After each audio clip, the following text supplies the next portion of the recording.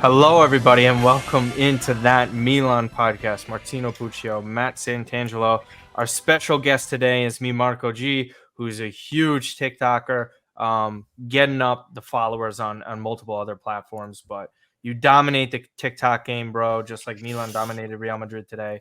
So first of all, we want to say hello to you and welcome to the podcast, and then Santangelo say hello after. So what's going on, Marco? Oh, thank you both so much. I'm a big fan. You guys are definitely in my rotation for every Milan game to dissect, and I appreciate the opportunity. So thank you very much. Good to meet you both. Yeah, no, of course you do a phenomenal job on TikTok. So we'll have that scrolling on the ticker. Santangelo, how are you? I'm doing well. Results like this that make recording these just a little bit better. So although again, of course, it's great to have Marco on and join us. We don't really have many guests that come on. Usually just you and I, and we get kind of because our scheduling sucks. But we've been trying to get Marco like a third opinion involved here. That'll be a good treat for our listeners. Yeah, we've been trying to get Marco on for weeks, or I've been. So it's all kind of schedule something, and lo and behold, it's the biggest victory of the season, fellas. What an and that honor. involves finally winning a derby after like 2 years. So yeah, I mean, we'll kind of just, it's going to be a lot to dissect. I went on live just before, so I won't be saying too much. But listen, we saw what happened over the weekend against Monza. Result is a result, but the play overall was pretty indicative of what has been happening, even in wins for Milan this year, and then just all the other games that were poor results.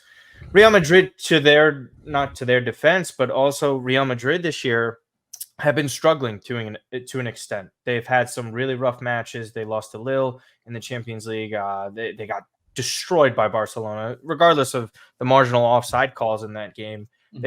Ancelotti and the team have really struggled to adapt Mbappe within this side and really hit the stride that saw them win the double last year. The massive double, no Copa del Rey.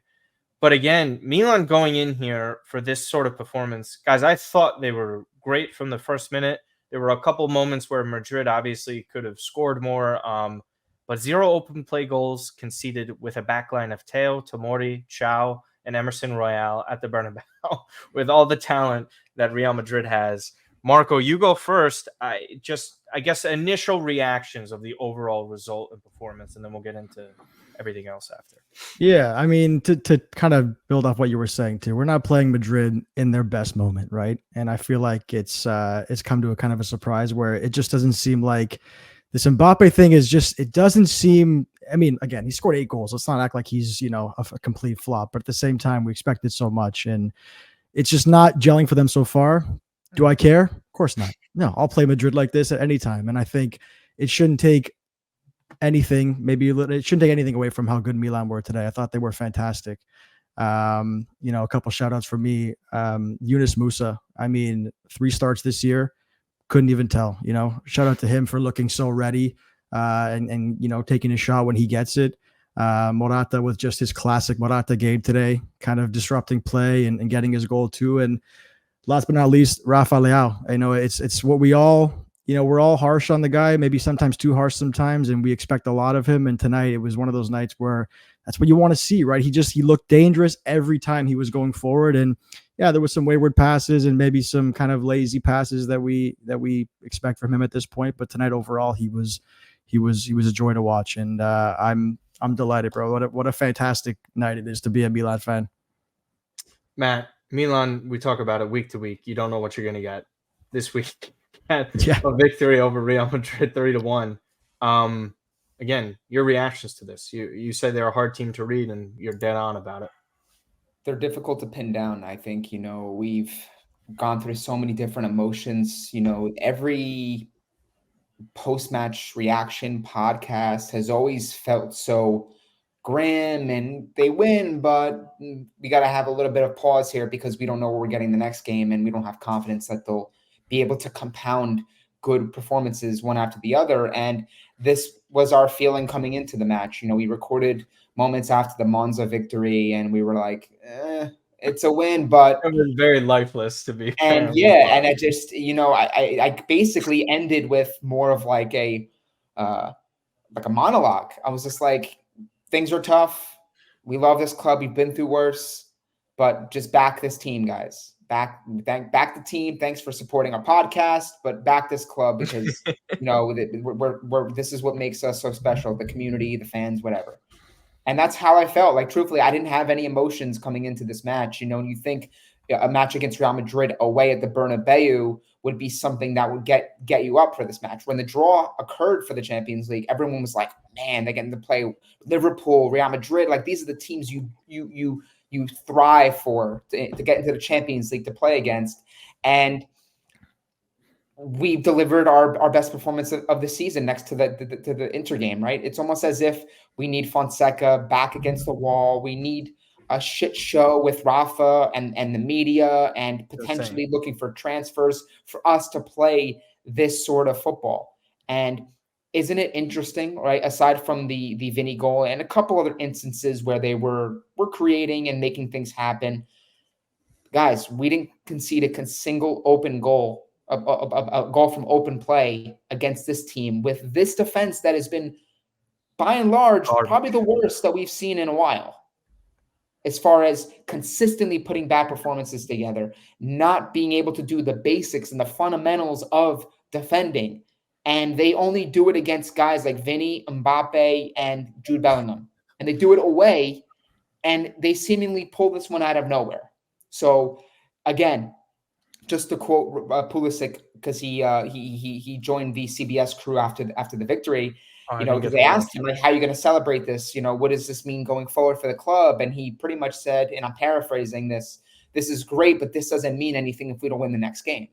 And that was the same mentality we all had after that Inter victory. Milan need to be able to string together good results, and not just good results, guys, because they did truthfully get some decent results after the Inter win. But they have to do it in such a way where the play style is consistent, the results are consistent, sustainable. Overall performances are more polished and more refined. We're heading into the middle of November here very soon, and you're going to have the international break. Before you know it, we're going to be reaching that point of the season where Milan really have to start taking off, and it has to be this moment.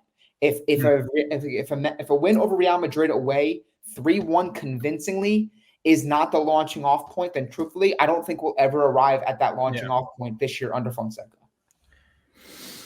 4 of the past 5 games have ended in victories for Milan. The only loss was at home to Napoli, where basically Milan didn't have half their team. Yeah. I thought Milan played okay in that one, considering the circumstances, but it was a bad result nonetheless. They have Cagliari on the weekend, which we'll get into, and then, all of a sudden you're kind of gaining a little bit of steam. I think it would be nice to regroup and all that. Marco, you mentioned that Musa was one of those guys that stepped up today. I think one of the players that probably needed it just as bad was Malik Chow. Had a solid shift against Udinese a couple of weeks ago. I thought that was maybe something he could build off of. We weren't really sure when his next opportunity would come, and it comes now in this match. And I got to say, I was really, really, really happy for him and happy for the club, because if this guy can just simply reach anywhere near the potential I think he has, Milan have a starter for quite some time. I think a lot of people come to the agreement that he's a very raw defender. He is someone that has made a ton of mistakes. We know what happened against Monza in the spring. I think that was one of the worst 5-second moments. I forgot who he fouled. He made like the same stupid foul twice, got a red card, got sent off. We've seen the highs and lows of Malik Chow. Today is one of those highs. He scores his first ever goal for Milan, I believe. And again, that comes off of Pulisic's set pieces. He's just incredible. So, Marco, Chow today, was he one of those players that really caught your eye in a good sense? Because, again, we probably didn't hear his name too much during the broadcast, but usually that's a good thing with a defender. Yeah, no, I agree. I think, it's tough because I remember I talked to when we did the content with Kush at the Milan Inter game. Yeah. We talked to some fans there, and I was one of the guys in the video. We he asked us who we thought should be our starting center backs, and I don't think anyone named Malik Chow at that point in the season, right? So right. It's like we're still, and we can't even sit here now and say, oh, this should be our center back pairing for sure, because he seems to switch it up every single game, and we're not exactly sure, what he thinks so far. Like we're still learning how he sees this team.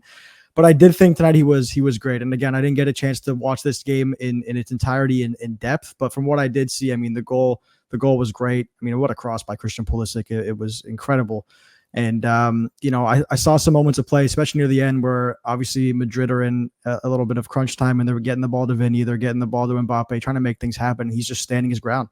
He's solid, right? There's nothing really to talk about or complain about. It's just like he was just doing his job. And I think that's what you want from a guy like him, a kid like him. And like you said, if he can just keep doing this, right? And he has struggled with injuries too. So, that's been unfortunate for him too. But if he can stay healthy and keep putting in shifts like this, we have a player on our hands for quite some time, like you said. Maybe a nice Strahinja Pavlovic Chow partnership is future legendary partnership there. I don't know. Who knows? Yeah, I think they both need to chill the hell out sometimes. Yeah. Angelo, again, Chow, I think Marco makes a great point. There's a lot of interchanging going on. You would assume Gabbia would have started next to Tomori in this one if Gabbia was healthy. Again, it's great to see players rise to the occasion, right? So what were your kind of thoughts on him? And then whatever topic and player you want to move on to next, I probably have a graphic for it, so go for it.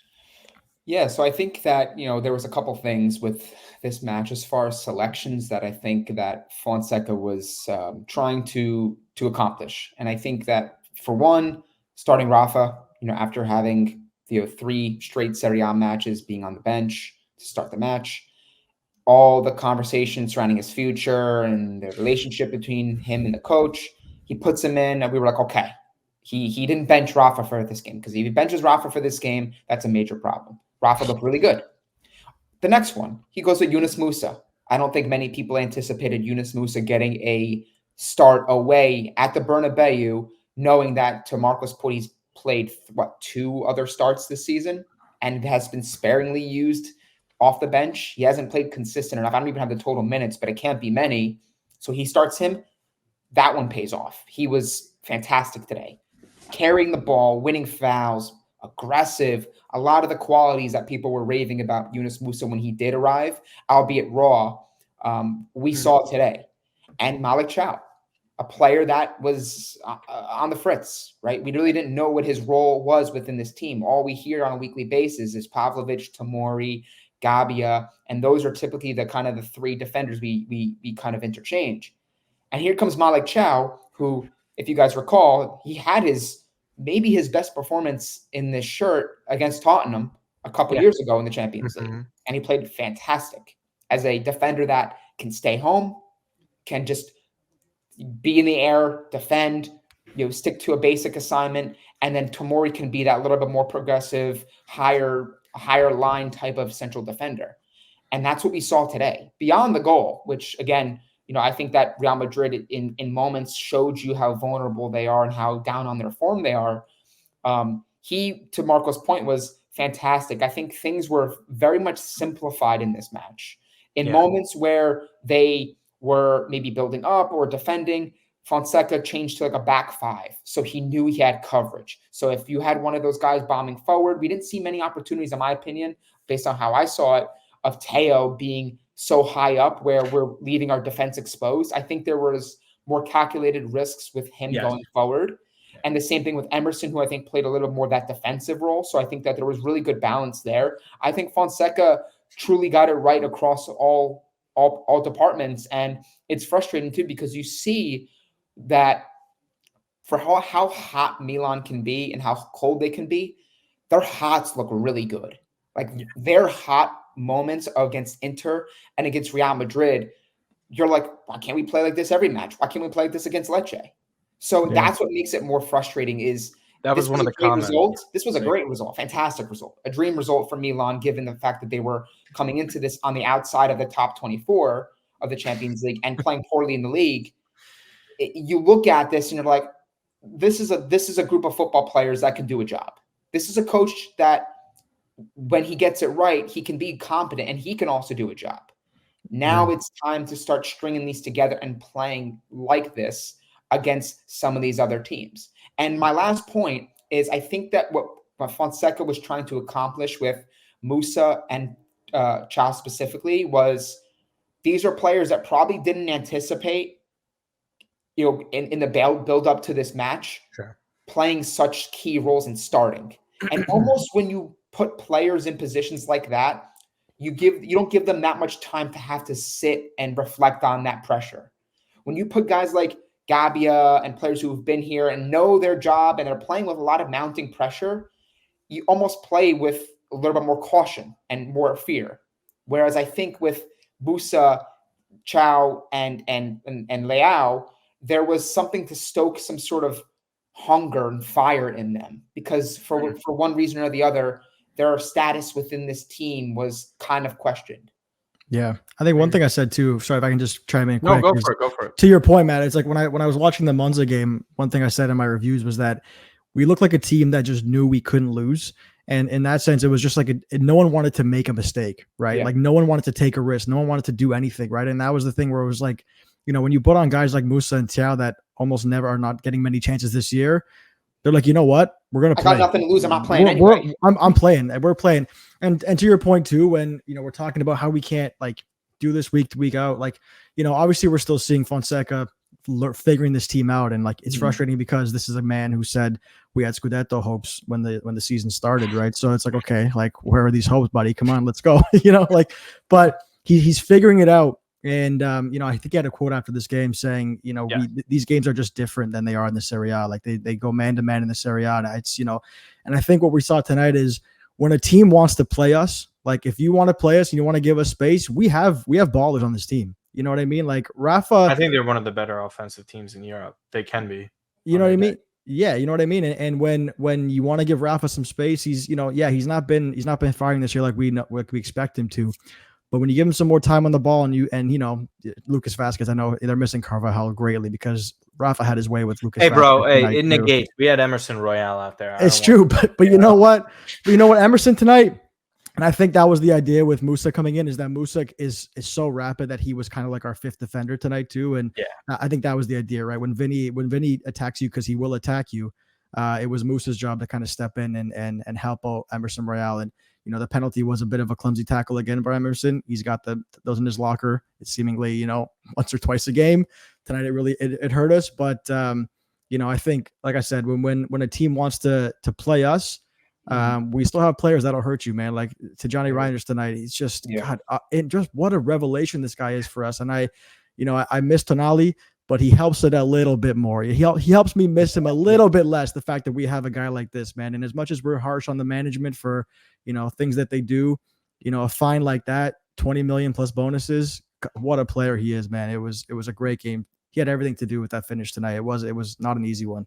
I think the approach too, just to piggyback off that, and Martino, you can go for it.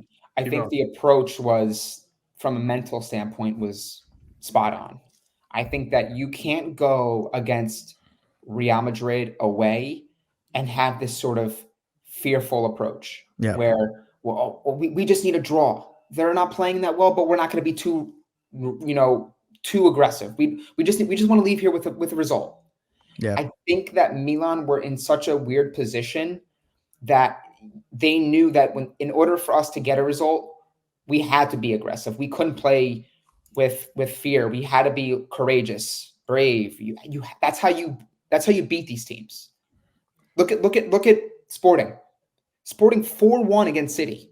4-1 against City. City dropped a bad result on the weekend. City dropped a bad result on the weekend. So Sporting's thinking, all right, they're there to be had. They're vulnerable. Emerim's goodbye. Was that his last game? Was that the last game for us? I believe it is. He might be managing over the weekend. I think he gets there around like the 11th or 12th. So what a mic drop. He might be there after the international break. That's how you have to play. That's how Fonseca set this team up to play in the derby. You can't play a certain way, to Marco's point. Well, it's Monza. We got this one. And then that's all of a sudden, when you're sitting back, you take one too many chances against your defense, something leaks in and things go bad. So I think that Fonseca really got the approach right, in addition to the selections, which we know, look, this is a podcast that we pride ourselves on, being very fair, being very honest and objective with how we view things. We haven't been the biggest fans of Fonseca. We've criticized Fonseca for the handling of Leao and so many other different things within this team.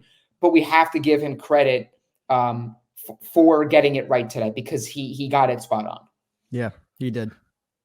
Absolutely. I think it was a lot of people's best performances, and I would also argue this was Morata's best performance since the derby. And this again, this isn't a shot at Giroud, but these performances, these games right here, and what he's doing off the ball is exactly why I thought he was an upgrade for the team, because that work rate that he's providing it's unquestioned. I think it was Tchouaméni on this goal that messed up on the pass.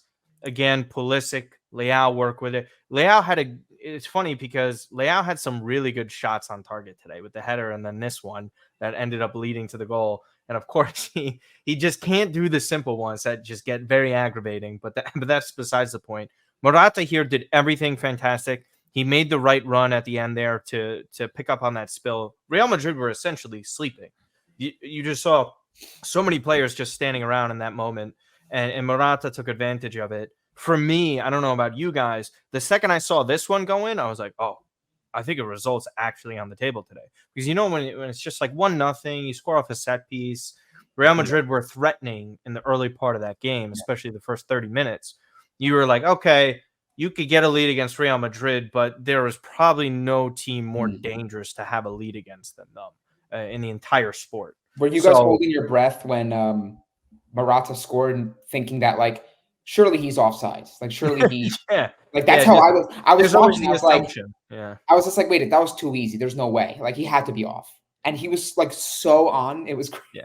No, it was great. It was a great turn and shot by Leao, Marco. Yeah, no, it's such a striker's goal, isn't it? Right? Like it's he gives you so much, and I feel like he's a bit of a punching bag for maybe more casual fans of the sport that like look at Morata. I guess maybe he's just this, this Real Madrid gem that kind of never lived up to the heights of like, the other names in of the club. Yeah, of course. Like the Chelsea transfer, yeah. He's very, very clever. He's very clever, and he kind of knows. He reads games very well. I think where he kind of gives you exactly what you need, even though you're not even thinking it right when momentum is kind of shifting. He's the guy that's drawing fouls and on the ground, and like you don't really maybe get it in the moment, but you're seeing what he's doing. He's trying to break up play. He's trying to frustrate the teams, right? And then he'll work defensively. I see him tracking back and clearing headers, and like he's just like he's everywhere. And then he'll pop in a goal, right? And again, what a striker's goal to take advantage of that shot from Rafael Leao. It's just for whatever he lacks, and he's not the most skillful, not the strongest, not the fastest striker out there, but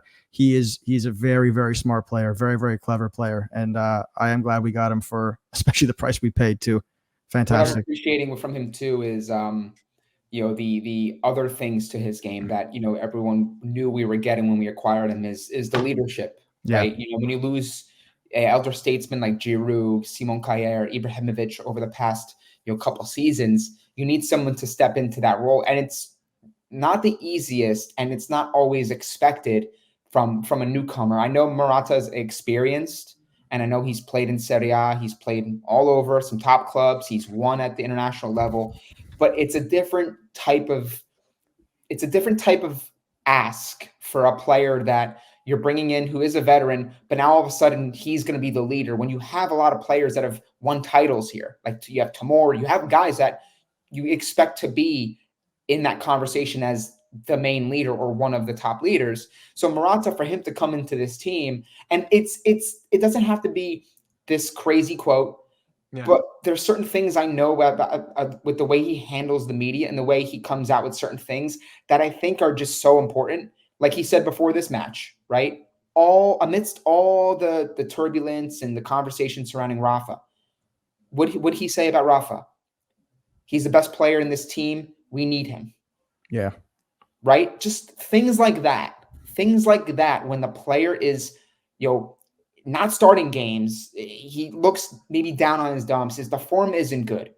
Just a simple saying, Rafa, we need you. These are the matches you're born to play in. And that was another quote. And he comes out with a really good performance today. He got the great assist on the Tijani goal. He had a couple chances that maybe he could have done a little bit more with. The header that was saved by Lunin was a great attempt. It was a great save. That's a flick too. That's exactly what you ask and you need from that veteran player within this team. And Morata has done it for us. That's why I mentioned when I think Fonseca was cycling through captains, and we're like, we need stability. And this is why I was like, I know he just got here, but this is the leader. This is the guy, in my opinion, of all the outfield players with experience, quality, and just that determination we saw with Spain over the summer. We've seen it really throughout his career. Yeah. To be honest, I would even argue his second stint. The Spain players too. There's tons of articles about how, to Marco's point, he's been this sort of punching bag, and it took a mental toll on him, and that's obviously a big reason he opened up come about back that, to Italy. But there was an article that was put out by the Guardian, during the Euro, and man, his teammates gave him rave reviews. They're saying this guy's one of the best guys. This guy will do anything for the team. He'll do anything to help you win. If it's not scoring a goal, if it's not an assist, he'll say the right thing. He's one of the players that has great respect for the people in the changing room, the staff, the custodians, anybody that's around Milanello. So he commands that respect, and the players really give him that respect. So, he knows what it takes to beat clubs like Real Madrid. He's played there, and he's played in these big derbies. So a really good performance from Morata. It doesn't always have to be the sexiest goal. It doesn't always have to be the jaw-dropping performance, but he does a lot of those things that maybe don't show up on a stat sheet that you really, truly do appreciate over a course of a 90-minute match and over a long season. And the thing is too, it's zero ego. You know what I mean? Like you said, like to his point, it's like, it's whatever this team needs to win, I'm in, right? Like on his Spanish team, he's for did he score goals in the Euro, like what, 1 or 2 in the Euros, I think. But he was like, his role in that Euros is to unlock Nico Williams and Lamine Yamal, right? That was his role. Like that's what he has to do. He's going to drop back. He's going to find them space to do it. It's zero ego about this guy. And like whenever he does, like, to your point, when he does the interviews, it's he's the first one to kind of to pick us up and talk about he faces the media too. After losses and stuff, he faces the media. Yeah. And we're celebrating goals. He's the first one to go celebrate with the other goal scorers, and he's the first one to congratulate those players. It's just he is someone you always want on your team. He's like one of those, and he's just such a, I don't want to swear, but he's just a disturber on the pitch, right? He's like one of those kids where you play growing up at gym. And you're like, dude, come down. We're in gym. You know what I mean? Like, he's the kind of guy. He's the kind of guy that's like, no. He wants to win. If it's a recess, if it's gym class, if it's Real Madrid in the Champions League, he is always in. He's stuck in every time. I love the guy. I do. Yeah, it was a really great performance. So a former Chelsea player as well that kind of flopped to an extent. Pulisic. We love a Chelsea player. Yeah. This to me, obviously it's a little different with Matt and I. Obviously you've seen him closely too, Marco, because you're just north of us. But to see, and I don't know what your thoughts are, or what, like, even Canadians, just the thought that basically a year and a half now, right? A season and a half almost at this point, an American has been head and shoulders AC Milan's best player. Yeah. Just simple. I think Rafa's the best, and I kind of mentioned this, like, form changes, like perfect example in the Premier League. Cole Palmer right now is the best player in the Prem. But if you're really looking at it at the title over a few years, it's probably Salah. It could be him. Could be, maybe what's his name, De Bruyne. So with that, we know Rafa's been the best player the past few years. But what Pulisic is consistently doing, and prior to the season with these, like, he doesn't step up in big games, he's literally done nothing but step up in big games this year. Yeah. Liverpool opening goal, Inter opening goal in the derby. Again, opening assist for this one. Got the assist against Club Brugge. Well, actually, it was a goal. Sorry. the Olympia goal against Club Brugge, too. I'm honestly like at a loss for words. I knew Chris was super talented. I knew he was really good. And sometimes you kind of felt like you weren't sure if he was going to hit like another drive or another gear to his ceiling. He's done it. Like, I'm sorry. Like, he's here. He's in his prime. This is, again, in my opinion, the best U.S. men's player to ever exist. And he just keeps proving it week in, week out. And if Milan have an opportunity to win anything or compete for any trophy, it's because of him. And again, today, even the substitution off, it was nice to see him get a break. And I think he kind of talked about in an interview one time about like, yeah, like you're off to a great start and you kind of don't assume that you'll get a goal contribution in every game, but it feels like he does. Yeah. Like it's just, it really is like whether it's great shots on target, great build-up play, the work rate off of the ball, his quiet leadership as well, right? Because we talk about all the time how different players lead in different ways. Maignan a little bit more vocal. Morata leads the way that you guys were just talking about. And then Chris is just kind of somebody who leads by example, I guess would be the best way to describe him. And I'm really proud of like the shifts that he constantly puts in, and it's difficult where he was in his career. It's a sort of immense pressure coming from a country of over 300 million people. I know people jokingly talk about the LeBron James of soccer, but he is that player that is really just defining a generation of athletes in the U.S. And to kind of just see him reach these heights. And honestly, I think there's like even a higher ceiling at this point because it's a new manager system, etc. I think Pulisic, like really, man, he's playing himself into some interesting conversations in terms of some of the best players in the world. So I just want to shout out for that. If you guys have any other comments on Pulisic, we'll get into number 10 in a few minutes here. Yeah, I mean, I'm happy for you guys, man. I am. I'm not trying to make this a Canadian thing too, but it feels like how I felt watching Alphonso Davies come from, the Whitecaps and go to Bayern Munich. It was like, okay, look at this Canadian kid making some strides here. All of a sudden, he's starting for Bayern Munich. All of a sudden, he's winning Champions Leagues with Bayern Munich, and he's scoring goals in the World Cup for Canada. And it's an incredible thing to see. And I feel like I'm happy for you guys, man, because, I think Pulisic, I look at him like he's got the kind of Morata mentality too, where it's like whatever you guys need to do to win, sign me up. And there's no ego with the guy, and he plays like he knows, and I'm sure he does know, but you can tell when he plays that he is playing with the voices in the back of his head of all the people that kind of dump on American players and Americans having a place in this sport too. Like he plays like he's fighting for that respect on behalf of the whole country. And he's getting it. He's getting the respect now, bro, because he's putting in performances at the Bernabeu against Real Madrid. Like these are. And it's not his first time, not the first. Well, actually, they weren't playing at the Bernabeu when they won the Champions League, but he's done it in the Champions League against Real Madrid. Yeah. So yeah, Atletico as well. I think he did that. This is a kid from the States that is finding himself playing in like uncharted territories for American players before, and I'm happy for him, happy for you guys, and if we meet in a World Cup in the future, I won't be as happy, but depending. But bro, if we meet in anything, that probably means we're in the knockout stages because we're not in the same conference. So. Correct. Yeah, exactly. I think both countries would be happy. It's highly unlikely. Yeah, but you know what I mean. But I'm happy for the guy, man. He works incredibly hard. He works incredibly hard for the team. He's a great teammate to have, and he's enjoying a great moment right now too. It's awesome, man. I agree. Christian's he's an exemplary professional. This is the type of player that is an example for not just young American soccer players that are 5, 6, 7, 8. I mean, this is an example of an individual who he's experienced the highest highs of playing for Chelsea, Champions League finals, being the main man for his country.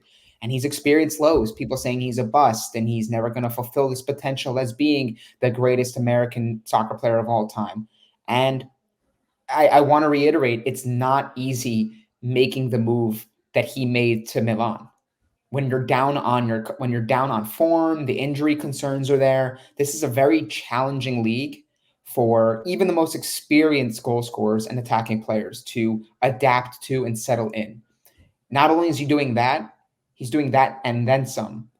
And the fact that he's able to take on a more expanded role within this team, because last year he came in as the other guy next to Rafa. This is Rafa's team. Rafa just got the brand new contract. He got the number 10 shirt. It's almost, there's like a little bit of a similarity between when the Yankees had Derek Jeter at shortstop and then they got A-Rod, and A-Rod was forced to move to third base.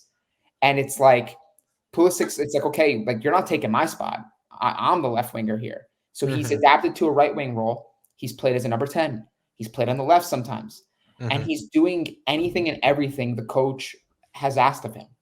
And I think that when he's taking on this much responsibility and he's able to put forth these great performances consistently and into this season, answer those questions and those critics who say he's not doing it in the big games, because that was something that he maybe left last season with. Yeah, he had a lot of goals. It was explosive last year. But I remember a lot of the conversations and a lot of the tweets on Twitter where he didn't score. What was his big game record? What did he do against Inter? What did he do against Juve in the champion? What did he do?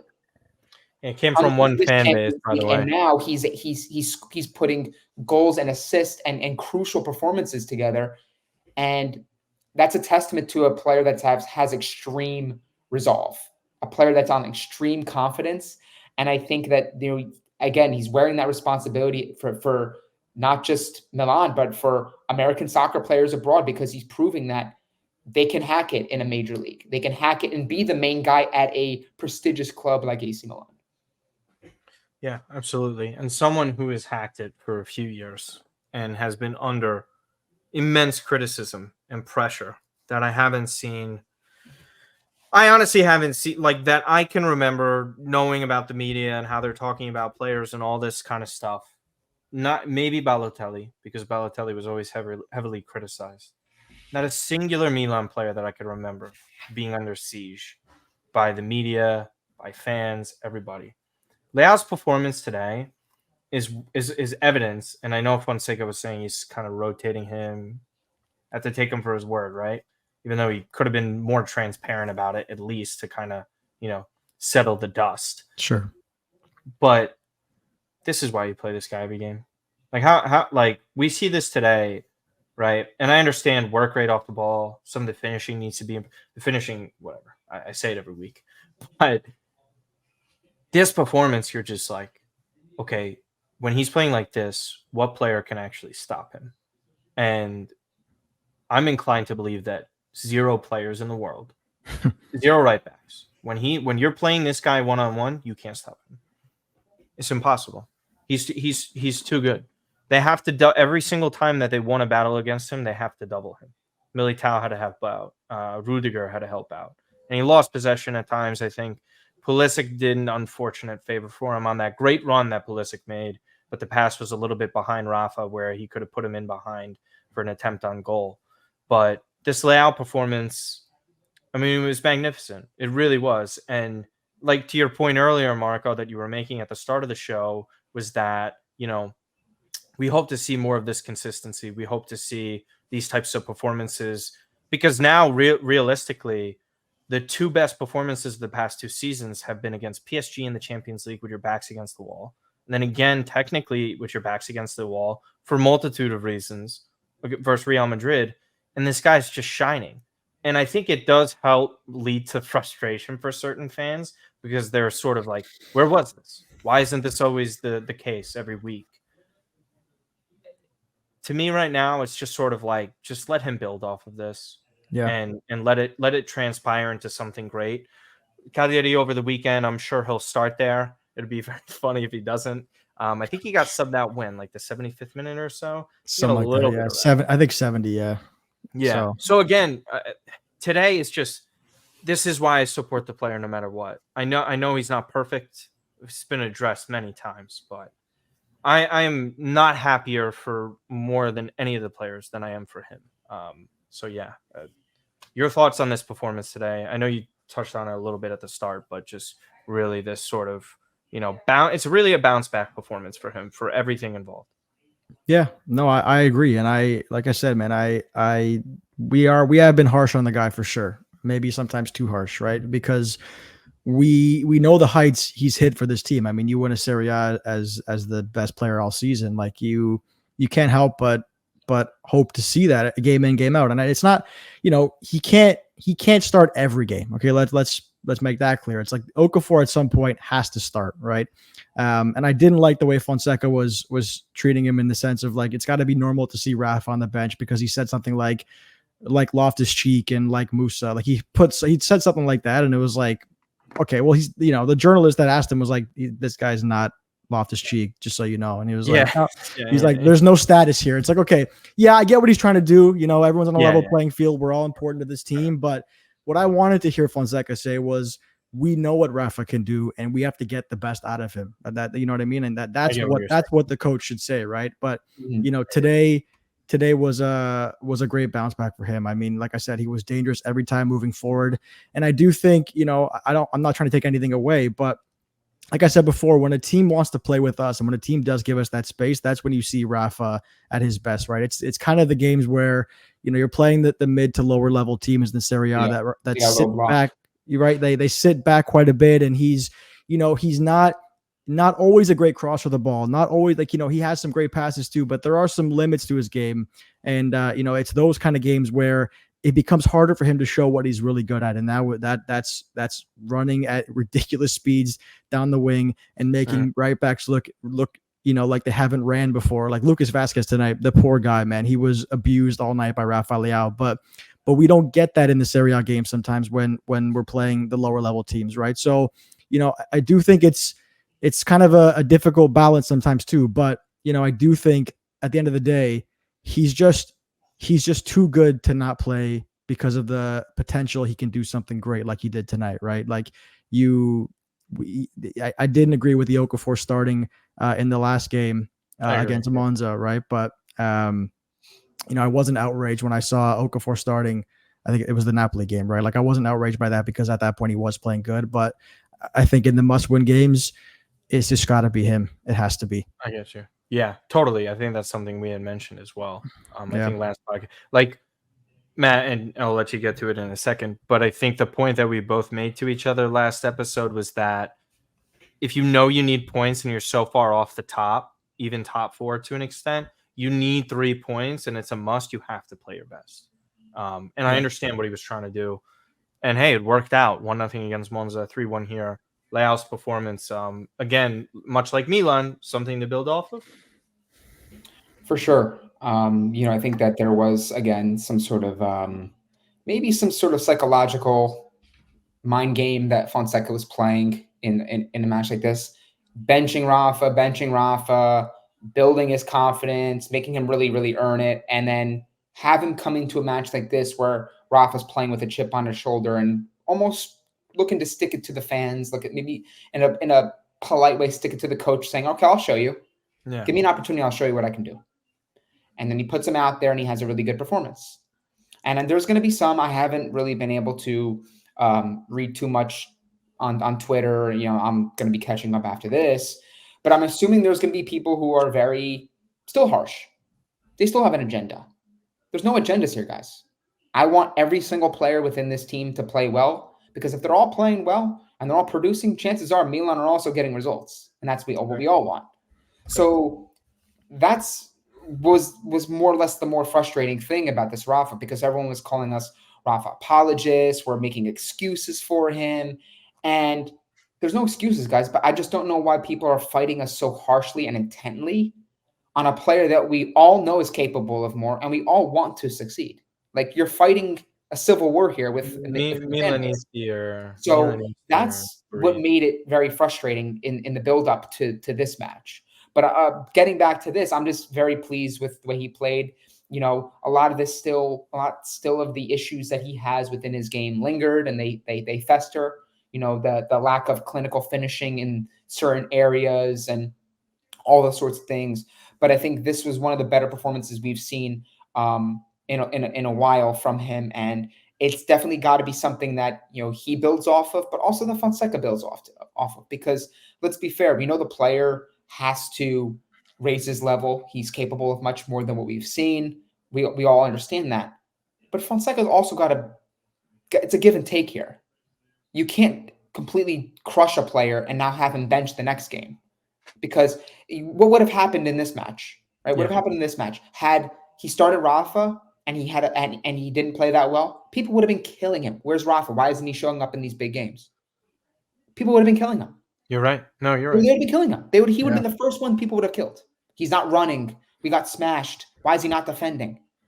But I always would argue that, and I said this off the back of last episode. Mm-hmm. Are we a better team? Do we have a better chance at winning with Rafa in our starting 11? The answer 10 out of 10 times is yes. He is a better player than Noah Okafor.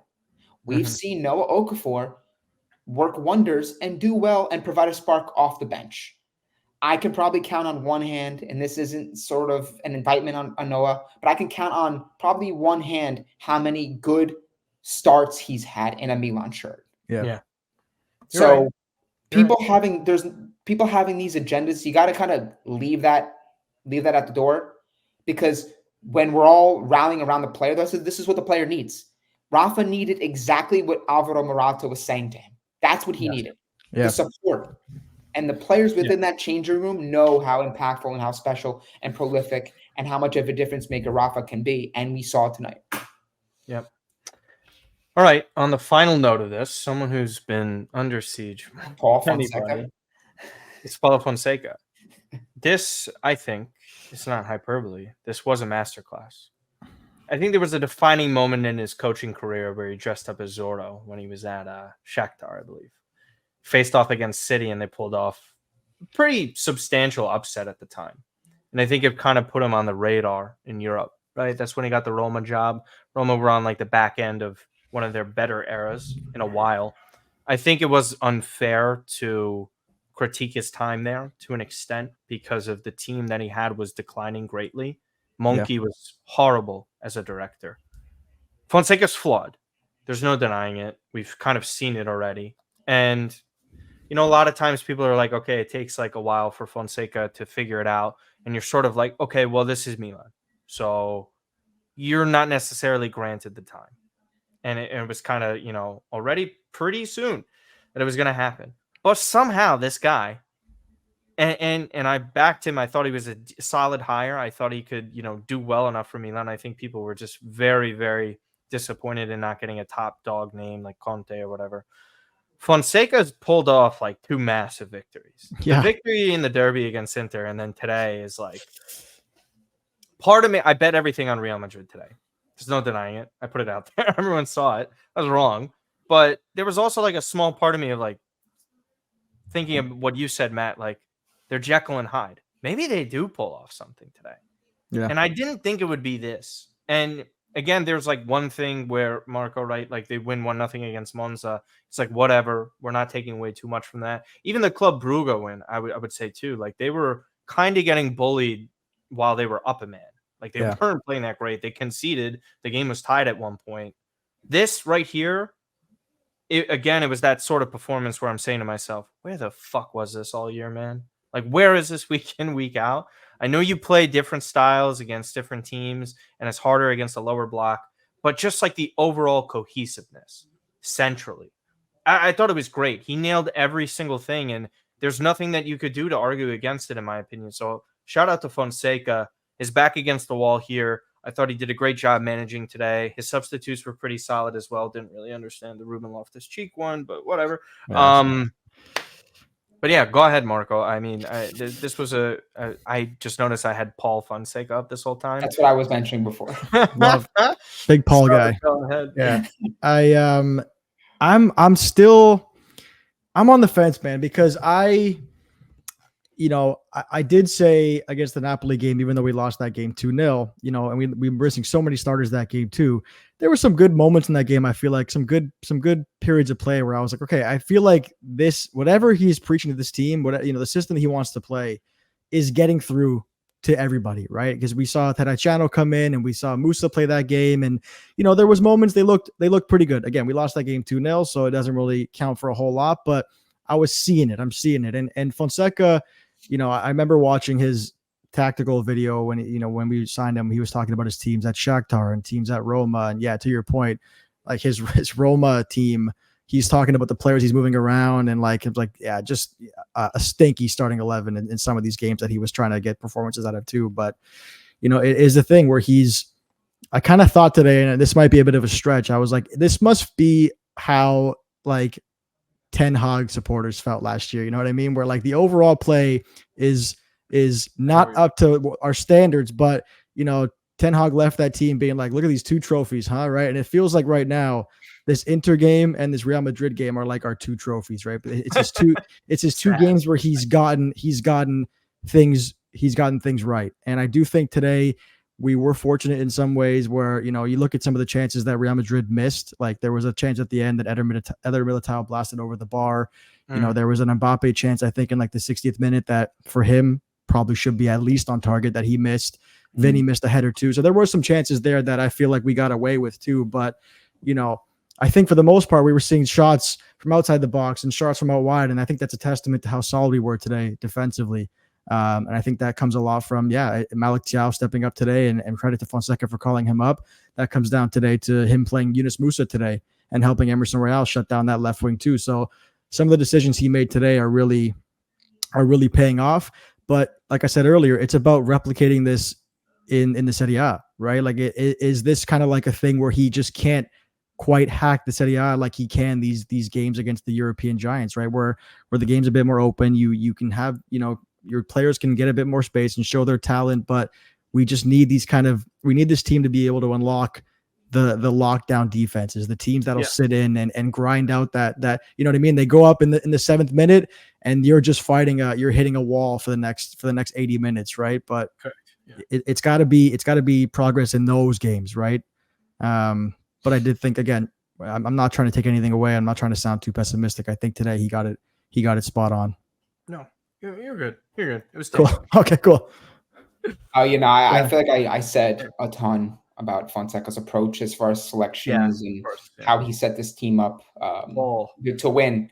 And I think that, you know, look, we're not privy to the conversations on a day-to-day basis. Obviously, you know, we're really only relying on what the media puts out there as far as the general feeling, vibe, and pulse around this team. How do the players feel about him? You know, what's the status between certain players who, you know, are not playing as much as they maybe should be, and so on and so forth. We could really only go off, you know, what we see that the players say in the media themselves, and also in the results. The results say a lot, right? And the results say that this is a team that, again, can experience great highs. They can experience what it feels like to put in a fantastic effort, top to bottom. We haven't had many of those this year. We've always had performances that even in the victories, you know, sprinkled in around the big derby victory, the performance were still like not as convincing. It was always they won, but, or the attack was good, but, or the defense was better today, but it was always something kind of left to be picked apart and dissected and criticized. And I think with this performance today, there really isn't anything singular that you can point to and be like, we got the result. We played great in all facets except this. I think this was a very complete performance. And again, that goes down to not just the players, but the coach. But I think the biggest question is, to Marco's, you know, a previous point, is how do we get to put these performances to memory against those teams that are difficult to break down? Because I think that in matches in the Champions League, it requires a little bit of a different mindset. You have to play, because on any given match day, a Sporting could put 4 past the City like that, right? They're almost as if the Champions League games are more inviting for Milan to play and for Fonseca to play. They want to play based on how this team is built.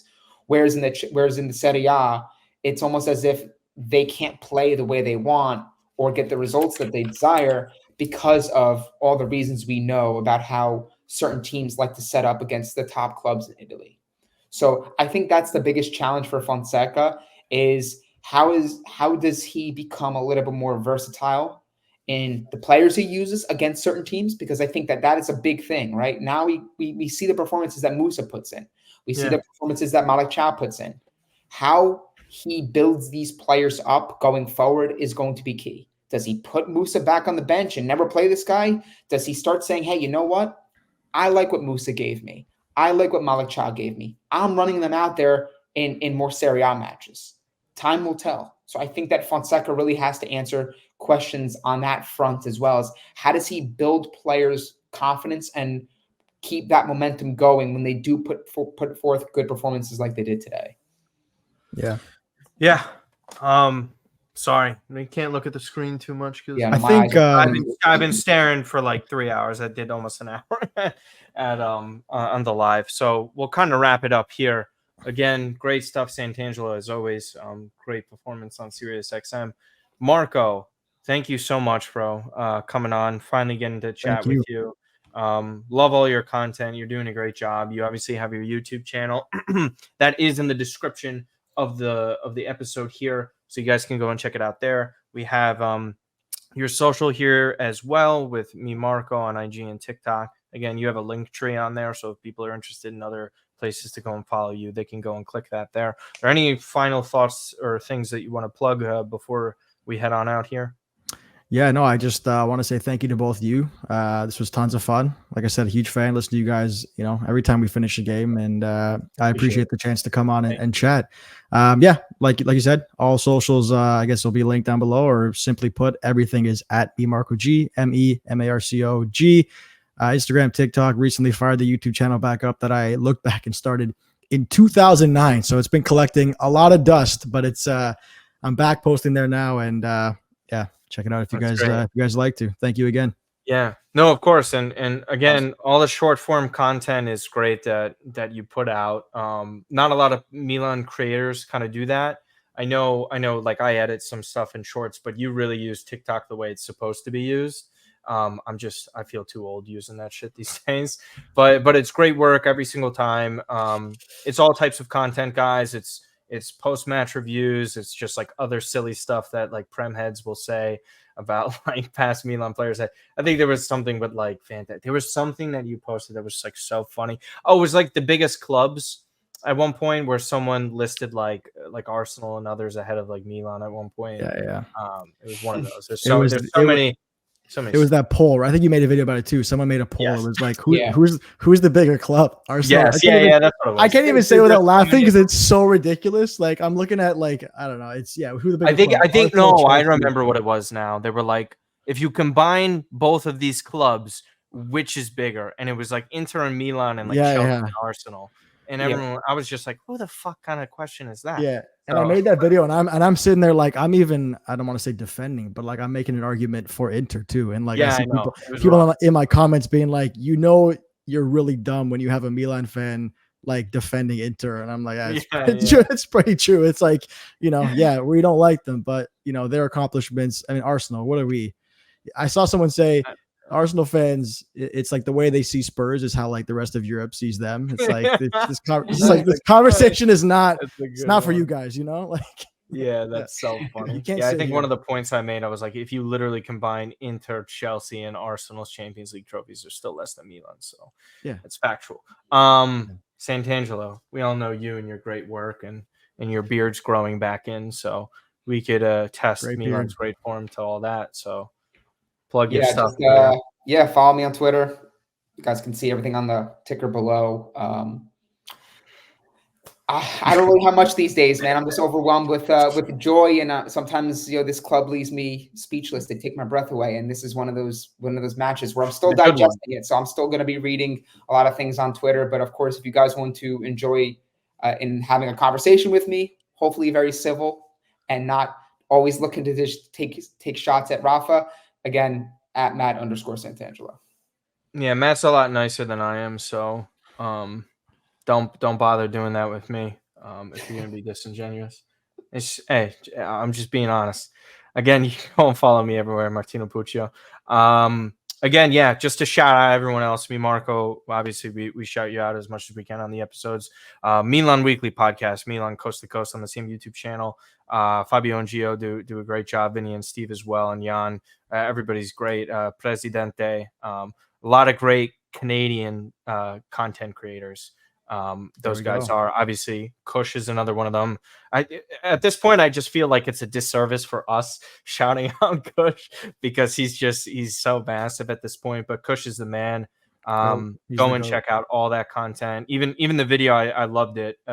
When you were on there, Marco. What was the game that was being played that day? That was the Inter game.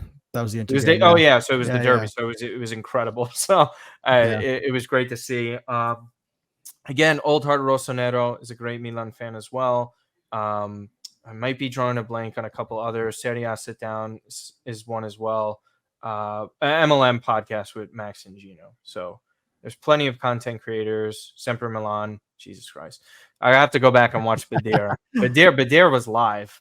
So I don't, Marco, I'm not sure if you're familiar with Badir, but I know Badir is. I don't know.